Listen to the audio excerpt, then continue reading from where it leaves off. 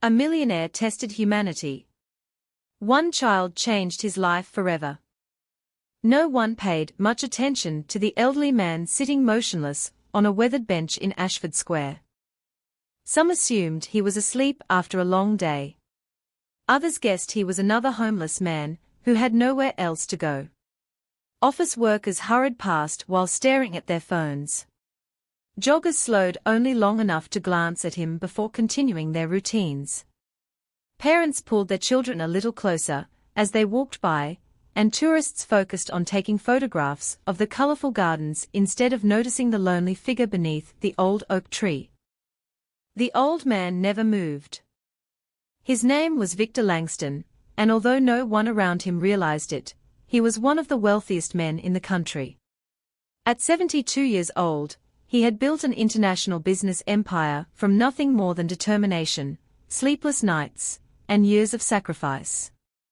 His companies employed thousands of people, his investments stretched across several industries, and his wealth was measured in billions. Yet despite everything he owned, Victor had begun to feel poorer than ever. Success had introduced him to people who smiled only when they wanted something. Friends disappeared when there was nothing to gain, while strangers praised his generosity only after learning his name. Invitations, compliments, and acts of kindness often carried hidden expectations. Over time, he found himself questioning whether genuine compassion still existed or whether every good deed had become another transaction. Instead of searching for answers in boardrooms or charity galas, Victor decided to look for them in the simplest place imaginable. He dressed in faded trousers, a worn sweater, and old shoes whose soles were beginning to separate. He left his expensive watch, luxury car, and security team behind.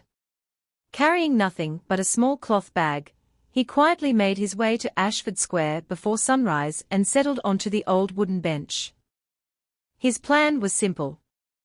He would spend the day pretending to be a tired, forgotten old man, and watch how people treated someone they believed had nothing to offer. The morning drifted by slowly. Hundreds of people crossed the square. Some looked directly at him before quickly looking away. A businessman frowned as if Victor's presence spoiled the beautiful scenery. Two teenagers laughed and whispered jokes while pointing in his direction. Several people walked around the bench entirely, unwilling to come too close. Not one person stopped. By midday, Victor felt a familiar ache settling inside his chest. It wasn't physical pain. It was disappointment. Perhaps the world had become exactly what he feared. Just as he was preparing to end his experiment, he noticed a small figure approaching from the opposite side of the square. The boy couldn't have been older than 12. His backpack looked faded from years of use, and his trainers were badly worn. A bundle of newspapers rested beneath one arm, while a large sack filled with empty bottles and cans hung over his shoulder. Even from a distance, Victor could tell life had demanded far too much from someone so young. The boy's name was Caleb Dawson. Every morning before school, Caleb delivered newspapers across the neighborhood. After classes, he collected recyclable bottles to earn a little extra money before returning home to care for his mother, Eleanor. Since the death of Caleb's father 4 years earlier, she had struggled with a serious illness that left her unable to work consistently. Bills piled up faster than they could pay them, and some evenings they shared whatever food remained in the cupboard without complaint. Despite those hardships, Eleanor had raised her son with one lesson he never forgot.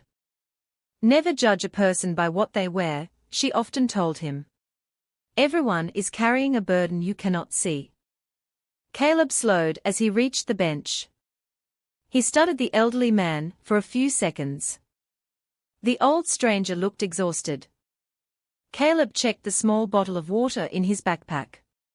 It was the only one he had until he returned home that evening. He hesitated, knowing the afternoon would be long. Then, without saying a word, he placed the bottle gently beside Victor's hand. "I thought you might need this more than I do," he whispered. Victor remained perfectly still, though every word settled deeply inside his heart. Caleb turned to leave, taking only a few steps before stopping again. He opened his backpack once more and removed a neatly wrapped sandwich. It wasn't much. Just 2 slices of bread with a little cheese inside. It was also his only lunch.